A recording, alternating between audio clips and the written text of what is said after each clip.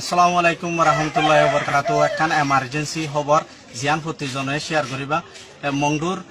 জামুন্যা হতে জাগায় আনম মাঝে জিয়ান ইয়ার আগে রোহিঙ্গা কলরে রাখিবলা রিফিউজির ক্যাম্প বাইন দিলে জাগায় আনম্মা 10,000 লতি রোহিঙ্গা কলরে আছে ফুড়ত মাঝে দূরত ফেলাই যে যেড়ে ডায়রিয়া দা আর দাসে তারা নিজেও হানানোদের তারা হানায় ম্যানেজ করি না পারে হিলে 37 মরিজার গই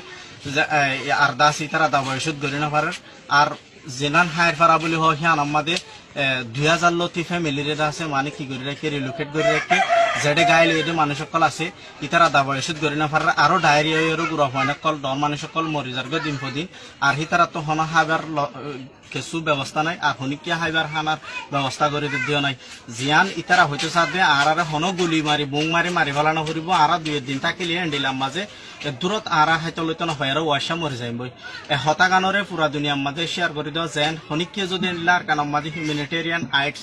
আর দাসে মেডিকেল সাপোর্ট গলা দি ফারে দিলা ডাই তাকে দইতে গেলে তারা শুনিলে ইয়ানোর এমএসসি শব্দ আর যদি তারা